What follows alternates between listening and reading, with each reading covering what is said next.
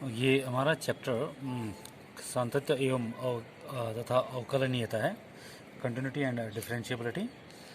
इसके हमने दो वीडियो बनाए हैं। पहला वीडियो हमारे जो एनसीईआरटी के एग्जाम्पलर प्रॉब्लम्स हैं उनको हमने डिस्कस किया है, और सेकंड वीडियो में हम एक्सरसाइज के क्वेश्चंस को डिस्कस कर रहे हैं। और इसी रेफरेंस में हमने एक्सरसाइज 5.1 का जो है क्वेश्चन नंबर 1 लिया है, और ये लिखा हुआ है सिद्ध कीजिए f x is equal to 5x minus 3, x is equal to 0, x is equal to minus 3 और एक्स इजक्वल टू 5 पर कंटिन्यूस है। तो हमारे इस क्वेश्चन के अंदर तीन पार्ट्स हैं। एक बार हमें 0 पे डिस्कस करना है, एक बार -3 पे डिस्कस करना है, और एक बार 5 पे डिस्कस करना है। सो आप ये देखिए कि जो हमारा फलन है एफ ऑफ एक्स वो 5x माइनस 3 है। जनरल स्टडी ये कहती है कि ये हमारा जो है कैसा फंक्शन है, ये हमारा लीनियर है, रैखिक जिसको कहते हैं, लीनियर टाइप का है। तो आप इसका ग्राफ की कंसिडर करने की कोशिश करोगे तो इसका जो ग्राफ होगा वो इस तरह का जाएगा, लगभग इस तरह का। तो जो कि एक सीधी रेखा होगी, और सीधी रेखा जो है हमेशा कंटिन्यूस होती है। ये तो ओवरव्यू हो गया, लेकिन मैथमेटिकली इसको कैसे डिस्कस करेंगे तो हम इसमें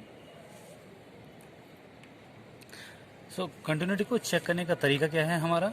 हम क्या करते हैं, जिस पॉइंट पे वो डिस्कस करने की कोशिश करवा रहा है, यानी कि जैसे हमें 0 पे डिस्कस चेक करने की कोशिश कर रहा है, तो हम क्या करेंगे लिमिट चेक करेंगे किस पॉइंट पे, 0 पे, उस फलन की एफ एक्स की, और साथ ही साथ हम चेक करेंगे फलन की वैल्यू उस बिंदु पे।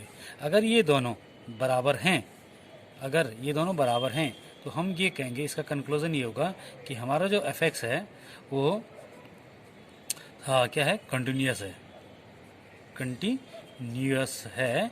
किस पे, उस बिंदु पे, एट एक्स इक्वल टू जो भी दे रखा है। जैसे हम यहाँ पे 0 की बात करें तो एक्स इक्वल टू 0 पे वो क्या है, कंटिन्यूअस है। तो मैं अब आपको दिखाता हूँ कि लिमिट कैसे निकालते हैं और ये कैसे करते हैं। तो मैं इसको दो पार्ट्स में करने की कोशिश करूँगा। तो पहले पार्ट में हम लिमिट इवेल्यूएट करेंगे। Limit x tends to 0 of f of x equal to limit x tends to 0, और हमारा एफ एक्स कितना है, 5x माइनस 3।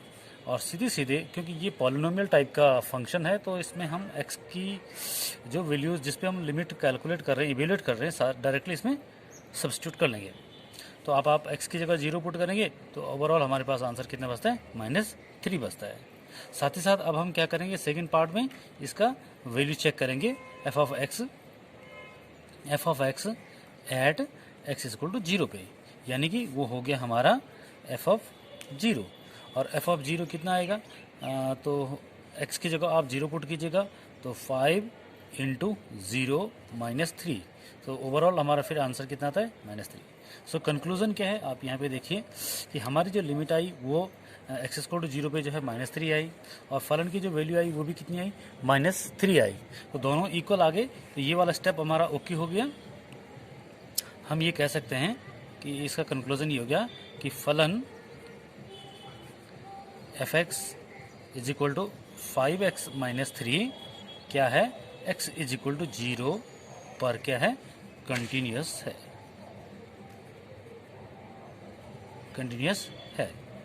इसी क्वेश्चन नंबर फर्स्ट का अब हम डिस्कस कर रहे हैं। फलन f x is equal to है हमारे पास 5x माइनस 3, और कंटिन्यूटी डिस्कस करेंगे हम एट एक्स इक्वल टू -3। इसका प्रोसीजर भी, इसके स्टेप्स भी सेम हैं। हम डिस्कस करेंगे सबसे पहले लिमिट किस पे, एक्स पे, x tends to -3 of f x, और एफ एक्स क्या है -3 के लिए, वो है हमारा 5x माइनस 3। अगेन ये एक पॉलिनोमियल है, तो पॉलिनोमियल में हमें ज़्यादा सिंप्लीफिकेशन की ज़रूरत नहीं पड़ती है। तो डायरेक्टली इस x में हम -3 सब्स्टिट्यूट कर सकते हैं। तो ये बन जाता हमारा 5 into -3 and the -3, and final answer becomes -15 -3 and that is -18। Continuity के लिए हमें ज़रूरी है कि हम फलन की वैल्यू भी उसी पॉइंट पे कैलकुलेट करें, और चेक करते हैं ये 5 of -3 and solving this again we get -18। लिखने का तरीका ये रहेगा थोड़ा सा कि मुझे ये दिखाना है कि मैंने जो लिमिट कैलकुलेट की है, लिमिट इवेल्युएट की है एक्स पे, एक्स इक्वल टू -3 पे, और जो मुझे वैल्यू मिली है f ऑफ -3 पे, वो दोनों क्या हैं, हमारी इक्वल है। इसका मतलब है कि हमारा जो फलन था f(x) है वो 5x -3 x is equal to -3 पे पर क्या है, कंटिन्यूस है। ये इस तरह का हमारा डिस्कशन बन जाता है, कंटिन्यूस है। ठीक है। अब अगला इसमें एक और पॉइंट पे वो डिस्कस करने को कह रहा है कि x इक्वल टू 5 पे भी आप डिस्कस कीजिएगा। तो ये x इक्वल टू 5 वही जो उसके लिखने का तरीका होगा, कोई ज़्यादा चेंजेस नहीं होंगे। केवल जहाँ पे मैंने x इक्वल टू -3 लिखा है वहाँ पे x की जगह पे 5 आ जाएगा, और क्योंकि ये पॉलिनोमियल है तो हम इसको कंटिन्यूस कह सकते हैं। क्वेश्चन नंबर 2 में हमें अब हमारा फलन है f(x) इक्वल टू 2x² -1 और x इक्वल टू 3 पे हमें कंटिन्यूटी डिस्कस करनी है। अब देखिए, अगर आपको थोड़ा सा ग्राफ के बारे में अच्छी जानकारी हो तो ये जो 2x² -1 है, ये एक पॉलिनोमियल है और मतलब बहुपद टाइप का है। और पॉलिनोमियल क्या होते हैं, कंटिन्यूस होते हैं। वैसे भी ये क्या है, क्वाड्रेटिक है। इसका ग्राफ जो है एक परवलयाकार होगा, परवलय के रूप में होगा। और परवलय का स्केच आप जानते होंगे, वो इस तरह का होता है। आपने क्लास 11th में ये पढ़ा है। ये क्या होता है, हमेशा कंटिन्यूस होता है। खैर, मुझे मैथमेटिकली वही हमारा तरीका रहेगा कि हम इसकी लिमिट निकालेंगे जिस पे हमें चेक करना है। तो x इक्वल टू -3 पे हमें चेक करना है, तो limit x tends to 3 of f of x। तो ये हमारा कैलकुलेशन पार्ट बन जाता है, लिमिट x टेंड्स टू 3, और फलन की जगह हमारा आ जाएगा 2x² -1, और x की जगह पे हम 3 पुट कर सकते हैं क्योंकि सिंप्लीफिकेशन की जरूरत यहाँ पे नहीं पड़ रही है। साथ में मैं आपको ये बता देता हूँ कि कहाँ पे हमें सिंप्लीफिकेशन की जरूरत पड़ रही है। कहीं पे अगर आप, ये 11th का टॉपिक है कि अगर आप x इक्वल टू, मान लो जैसे यहाँ पे 3 है तो मैं 3 पुट करके, अगर आपके पास ऐसी सिचुएशन बन रही है कि ये जैसे 0.0 हो या इन्फिनिटी माइनस इन्फिनिटी हो या 1⁻∞ हो, जिनको हम इनडिटर्मिनेट्स फॉर्म कहते हैं, तो वहां पे हमें फर्दर सिंप्लीफिकेशन, सरलीकरण की जरूरत पड़ती है। और पॉलिनोमियल में ऐसी कोई दिक्कत नहीं है। तो x इक्वल अगर मैं यहाँ पे 3 पुट करता हूँ तो ये बन जाता है 2 × 3² and -1 and solving this all 2 × 9 that is 18 -1, the answer is 17, the limit becomes 17। And further हम f ऑफ 3 चेक करेंगे, तो f ऑफ 3 भी हमारा कितना हो जाएगा, डायरेक्टली 2 × वही कैलकुलेशन पार्ट हमारी है, 2 × 3² -1 and solving this we get f of 3 मिला हमें कितना, 17। और अब आप देखिए कि f ऑफ 3 और लिमिट हमें दोनों सेम मिली हैं, तो हम क्या करेंगे, यहाँ पे एक लाइन लिखेंगे। क्या कंक्लूजन बनेगा हमारा कि हमने जो लिमिट निकाली है x किस पे, 3 पे, और वो किसके बराबर मुझे मिली है, वो मुझे मिली है उस 3 पे फलन की वैल्यू के बराबर। ओके, तो इतना सफिशियंट आपको दिखाने के लिए कि ये फंक्शन कंटिन्यूस है। ओके, तो this was the question number. अब आपका जो क्वेश्चन नंबर 3 है उसमें हमारे पास ABCD करके 4 पार्ट्स हैं, और यहाँ पे लिखा हुआ है निम्नलिखित फलों की सांतत्य की जांच कीजिएगा, यानी कंटिन्यूटी हमें चेक करनी है। लेकिन ये क्वेश्चन प्रीवियस क्वेश्चन से किस तरह से डिफरेंट है। प्रीवियस क्वेश्चन में हमें एक पर्टिकुलर पॉइंट दिया गया था जिसपे मुझे कंटिन्यूटी डिस्कस करनी थी, जैसे अभी हमने पिछले क्वेश्चन में x इक्वल टू 3 पे डिस्कस किया। अब हमें क्या दे रखा है कि सिंपल एक फलन दे रखा है f of x equal to just only x - 5 है, और बाकी ऐसे कोई पॉइंट उसने नहीं दिया है जिसपे मुझे कंटिन्यूटी डिस्कस करनी है। तो अब इसके लिए मैं क्या करूंगा, मैं एक ऐसा पॉइंट लूंगा x is equal to, suppose करो मैंने c लिया, और ये c कहाँ से होगा, वो उसके डोमेन या प्रांत से बिलोंग करेगा, that belongs its domain of d of f। Okay, तो मैं ये c क्या है, एक आर्बिट्ररी पॉइंट है, कोई भी बिंदु हो सकता है जो उसके डोमेन से कंसर्न हो। ओके, अब क्योंकि ये मैं इसकी बात कर रहा हूँ, इसका डोमेन क्या होगा, तो इसका डोमेन क्या होगा, एक वास्तविक रेखा होगी, दैट इज -∞ टू इन्फिनिटी होगा। तो मेरे कहने का मतलब है ये जो मैंने x इक्वल टू सी लिया, ये रियल नंबर पे कोई भी बिंदु हो सकता है, कोई भी रियल नंबर हो सकता है। अब बाकी जो स्टेप्स हैं वो वैसे ही आ जाएंगे हमारे, जैसे हमने अब किसी पर्टिकुलर पॉइंट पे किया था। क्या करेंगे, x इक्वल टू सी पे हम लिमिट इवेल्युएट करेंगे। Limit x tends to c of f x is equal to limit x tends to c and f x is what x minus 5, और x की जगह c आ गया तो हमारा आंसर बना c माइनस 5। तो लिमिट हमारी कितनी आ गई, c माइनस 5 आ गई। अब हम क्या करेंगे, f ऑफ c चेक करेंगे। तो f ऑफ c का मतलब x की जगह पे c पुट करेंगे, एंड यू नो दैट हमारा फलन है x माइनस 5। तो x माइनस 5 में अगर x की जगह मैं c पुट करता हूँ तो मुझे c माइनस 5 मिलेगा।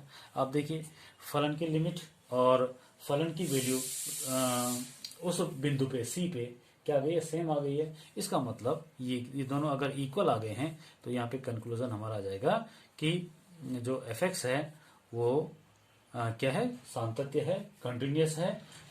किस पे कंटिन्यूअस है, सभी जगह कंटिन्यूअस है।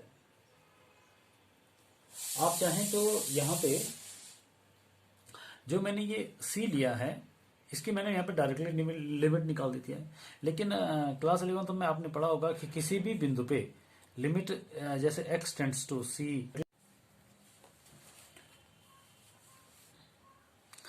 x इक्वल टू सी पे मुझे लिमिट निकालनी है। तो एक्चुअल इसका जो प्रोसीजर है वो ये है कि लिमिट एग्जिस्ट करती है या नहीं करती है ये कैसे डिसाइड करेंगे। तो हम लेफ्ट हैंड लिमिट निकालेंगे, किस पे, उसी बिंदु पे x इक्वल टू सी पे, और दूसरा हम राइट हैंड लिमिट निकालेंगे x इक्वल टू सी पे। और अगर ये दोनों इक्वल आते हैं तो हम कहेंगे कि लिमिट एग्जिस्ट करती है, और वो जो इक्वल वैल्यू है मान लो l आता है तो वो उसके बराबर है। थोड़ा सा मैं आपको यहाँ पे दिखाता हूँ लिखने का तरीका क्या है, कैसे करके हम x इक्वल टू सी पे इसकी लेफ्ट हैंड लिमिट और राइट हैंड लिमिट को निकालने की कोशिश करेंगे। लिखने का तरीका क्या होगा मैं वो आपको डिस्कस करने जा रहा हूँ। तो x इज इक्वल टू जो है हमें c पे इसकी लेफ्ट हैंड लिमिट कैसे निकालते हैं। कई बार क्या होता है कि कुछ फंक्शंस में जो हमारा फलन होता है वो किसी पॉइंट के, जैसे अगर हम यहाँ पे c की बात कर रहे हैं तो c के लेफ्ट में फलन कुछ और होता है, c के राइट में फलन कुछ और होता है। ओके, आने वाले क्वेश्चंस में हम ये बातें डिस्कस करेंगे। फिलहाल हमारे पास यहाँ पे फलन x माइनस 5 है। अब जब मैं लेफ्ट हैंड लिमिट कैलकुलेट करूंगा तो इसका एक तरीका है कि हम देखिए कैसे लिखता हूं मैं, limit x tends to c, और मैंने यहाँ पे ये माइनस का सिंबल लगाया। इसका मीनिंग है मैं लेफ्ट कैलकुलेट कर रहा हूँ, और यहाँ पे एफ एक्स लिखा मैंने। अब मुझे ये देखना है कि left hand of C, left hand of C का मतलब आप इसको इस तरह से समझिएगा, ये नंबर लाइन है या ये हमारा x इक्वल टू सी है। अब लेफ्ट हैंड का मतलब है ये वाला पोर्शन x सी के नीचे की तरफ, राइट हैंड का मतलब है ये। अब एक और तरीका है कि आप c के लेफ्ट को कैसे रिप्रेजेंट करोगे, जब आप c से नीचे आओगे, और c से नीचे आने का मतलब है कि c में से कुछ माइनस करोगे। ओके, तो मैं इसको इस तरह से लिख रहा हूं। आप देखिए लिमिट h टेंड्स टू 0 किया मैंने, और f of c minus h किया। अब आप ये कहोगे ये h क्या है, मैंने अभी आपसे कहा कि मुझे c के लेफ्ट साइड में आना है। c के लेफ्ट साइड में आने का मतलब है कि c में कुछ सब्ट्रैक्ट करना है। तो वो जो चीज समथिंग सब्ट्रैक्ट की गई है, छोटी सी चीज h जो है वेरी क्लोज टू 0 है, यानी हम c में से बहुत छोटी राशि को हम सब्ट्रैक्ट कर रहे हैं, घटा रहे हैं, केवल ये दिखाने के लिए कि हम c के पड़ोस में जा रहे हैं, लेकिन बाईं तरफ से जा रहे हैं, बाईं तरफ जा रहे हैं। ओके, अब दूसरी बात कि c के लेफ्ट के लिए या लेस देन c के लिए फलन क्या रिस्पॉन्सिबल है, क्या जिम्मेदार है। तो हमारे पास यहाँ पे c के राइट में या c के लेफ्ट में, दोनों के लिए हमारा x माइनस 5 है। तो हम क्या करेंगे, x की जगह पे क्या पुट करेंगे, c माइनस h पुट करेंगे। अगर ऐसा केस होता कि राइट के लिए कुछ और होता, लेफ्ट के लिए कुछ और होता, तो जो लेफ्ट के लिए जिम्मेदार होता था फंक्शन, रिस्पॉन्सिबल फंक्शन होता था, वहां में x की जगह c माइनस h पुट करता। तो खैर यहाँ पे मेरे पास दोनों साइड वही फंक्शन है, तो मैं लिखूंगा h टेंड्स टू 0, मैंने h का 0 की तरफ मूव कर रहा है। ओके, तो x माइनस 5 है और x की जगह हमारा c माइनस h आ गया, तो c माइनस h और माइनस का 5 है। अगेन h टेंड्स टू 0, अगर आप h को जो है 0 पुट करोगे तो और इसको इवेल्युएट करोगे, so you will get again c minus 5। Similar way में अब आप क्या करोगे, राइट हैंड लिमिट निकालोगे। राइट हैंड लिमिट निकालने में भी थोड़ा सा चेंजेस हो जाएंगे, क्योंकि अब मैं कहाँ की बात कर रहा हूँ, सी के राइट साइड की बात कर रहा हूँ, यानी कि अब मुझे सी के आगे जाना है, तो सी के आगे के लिए क्या चेंजेस होंगे, मैं थोड़ा सा सी में कोई क्वांटिटी प्लस करूंगा। तो उसका तरीका क्या बन जाएगा, मैं लिखूंगा लिमिट x टेंड्स टू, पहले मैंने c लिखा और यहाँ पे प्लस का सिंबल बनाया, और ये fx है, ये प्लस ये रिप्रेजेंट कर रहा है कि हम राइट हैंड साइड कैलकुलेट कर रहे हैं। ओके, तो यहाँ पे अगेन h टेंड्स टू 0 और f of c plus h आया। अब आपकी समझ में आ गया होगा यहाँ पे c प्लस h क्यों किया गया, क्योंकि मैं c से थोड़ा सा राइट हैंड साइड में जा रहा हूँ, थोड़ा इंक्रीज कर रहा हूँ c को। और अब x की जगह c प्लस h कहाँ आ जाएगा, जो राइट हैंड साइड के लिए जिम्मेदार है। तो यहाँ पे x माइनस 5 है, तो x माइनस 5 में हम क्या करेंगे, x की जगह c प्लस h पुट करेंगे। ये आ गया c प्लस h और माइनस का 5, और क्योंकि h हमारा 0 की तरफ जा रहा है तो h की जगह 0 पुट करने पे हमें क्या मिलता है, c माइनस 5 पुट करना है। तो अब आप देखिए यहाँ पे लेफ्ट हैंड लिमिट और राइट हैंड लिमिट दोनों की दोनों हमारी सेम आई हैं, तो हम ये कह सकते हैं कि लेफ्ट हैंड लिमिट और राइट हैंड लिमिट दोनों इक्वल आई हैं। हम ये कह सकते हैं, इसका कंक्लूजन ये है कि limit x tends to c of f of x is equal to c minus 5 है। ये हमारा कंक्लूजन है। तो लिमिट को निकालने का एक्चुअल तरीका ये है। ओके, इसके नेक्स्ट पार्ट पे चलता हूं मैं, और अब आप देखिएगा कि f of x equal to लिखा है 1 अपॉन x माइनस 5। ये जो छोटे छोटे क्वेश्चन हैं ये आपको हमारा जो चैप्टर है कंटिन्यूटी का, उसमें आपको परिचय देने के लिए दिए गए हैं कि आप देखिए किस तरह के वेरिएशंस हमारे क्वेश्चन में आ सकते हैं।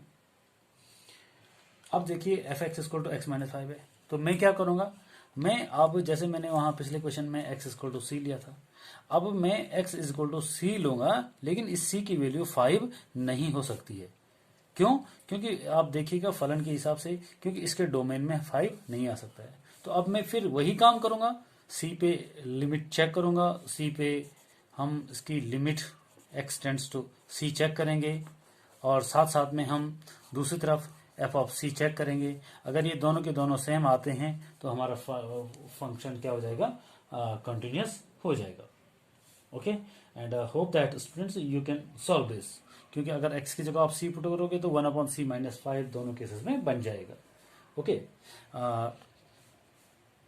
थर्ड केस हमारे पास आप देखिएगा f x is equal to x square minus 25 है, and x upon x minus नीचे में x प्लस 5 है।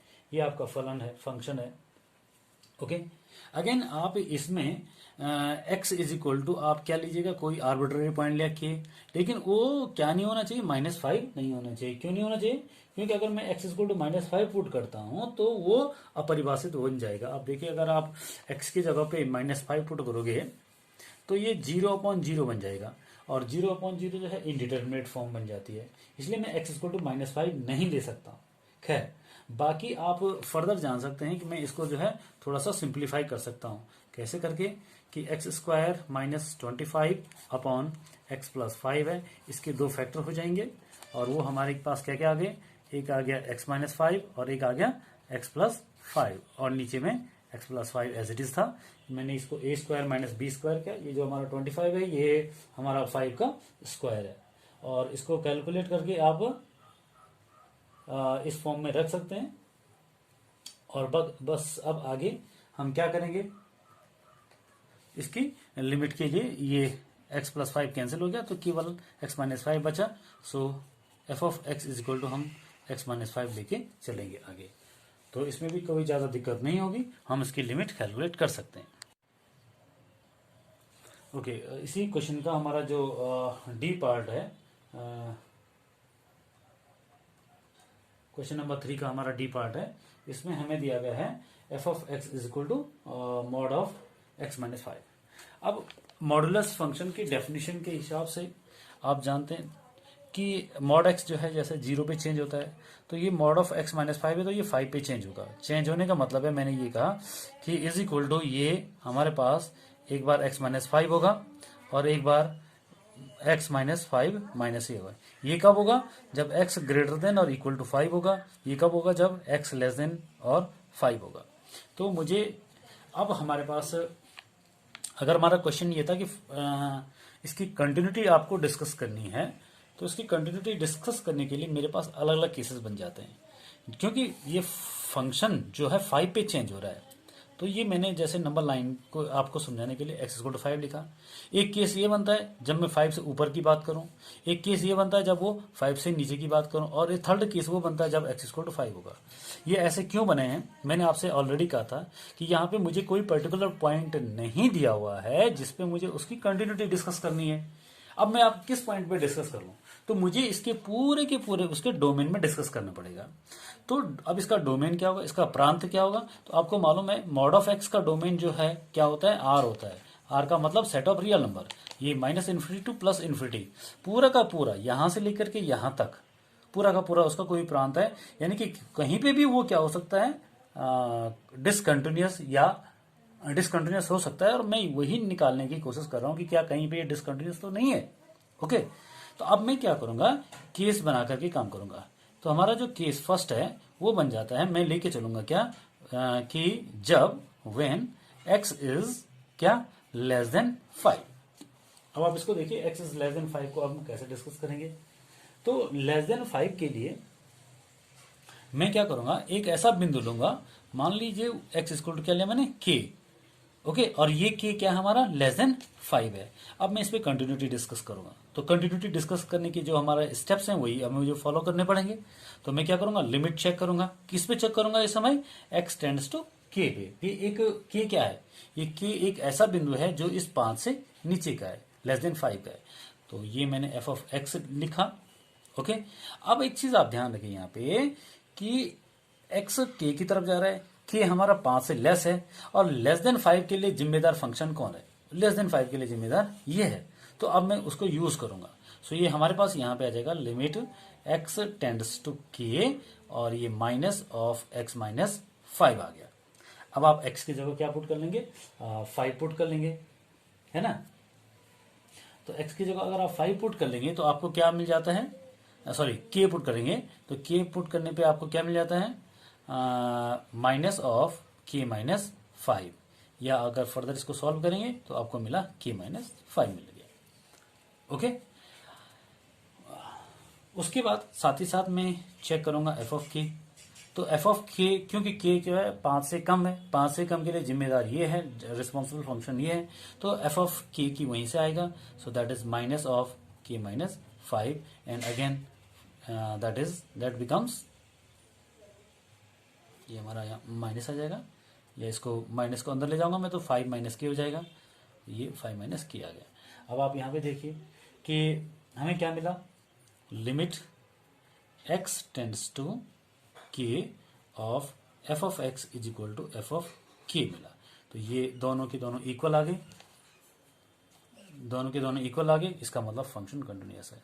डियर स्टूडेंट्स, आपको एक चीज हर समय ध्यान में रखनी है कि मैंने ये जो x = k लिया है, ये k कौन सा है, ये लेस देन 5 कोई भी नंबर हो सकता है। इसीलिए तो जब मैं लेस देन 5 कर रहा हूं तब हमारा ये फंक्शन जो है ये वाला आ गया। अब हम क्या करेंगे, अब हम बात करेंगे x = हमने एक ऐसा नंबर लिया कि दैट इज ग्रेटर देन 5, जो 5 से बड़ा है। ओके, लेस देन 5 लिया है। तो अब इसकी कंटिन्यूटी डिस्कस करने के steps, again limit x tends to k of f(x) = limit x tends to k। अब यहाँ पे f(x) की जगह क्या आएगा हमारा, क्योंकि मैं ग्रेटर देन 5 की बात कर रहा हूँ, तो ग्रेटर देन 5 के लिए हमारे पास रिस्पॉन्सिबल फंक्शन क्या था, दैट वाज 5 - x था।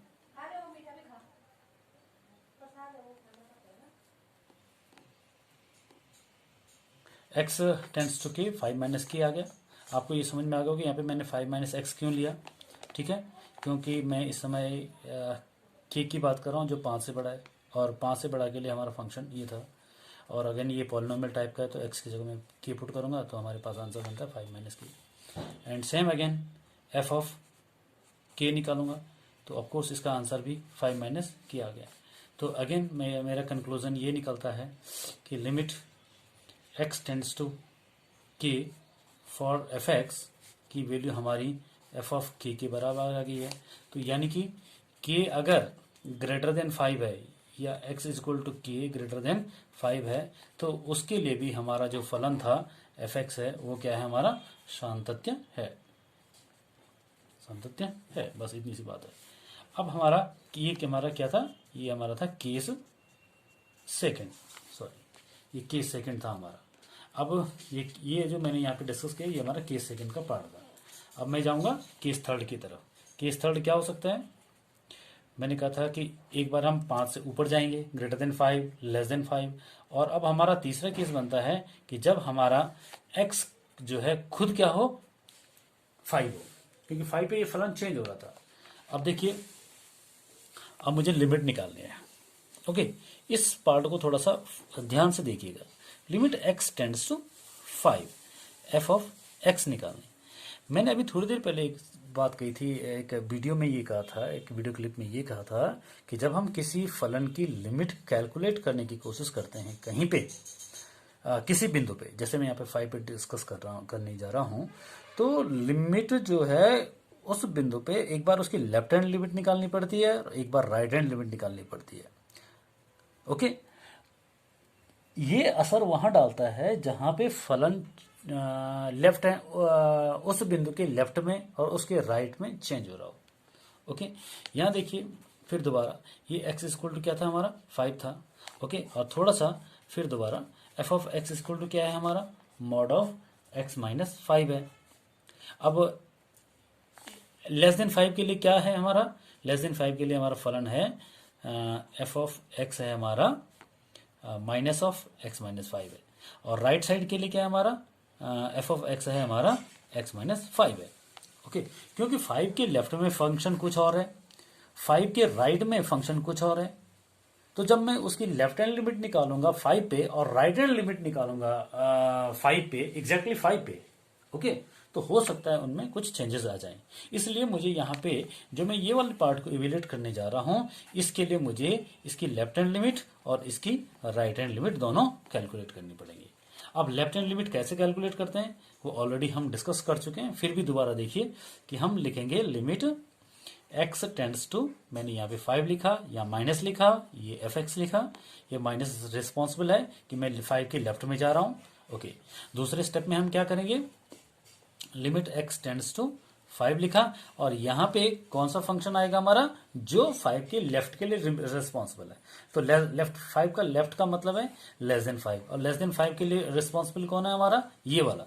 तो चाहो तो इस माइनस को आप अंदर ले जाओ, तो ये बन जाएगा हमारा 5 माइनस एक्स, और हमारा आंसर कितना बना, एक्स की जगह मैंने 5 पुट कर दिया तो हमारा आंसर कितना बना, 0 बन गया। ओके, उसके बाद दूसरा काम, राइट हैंड लिमिट।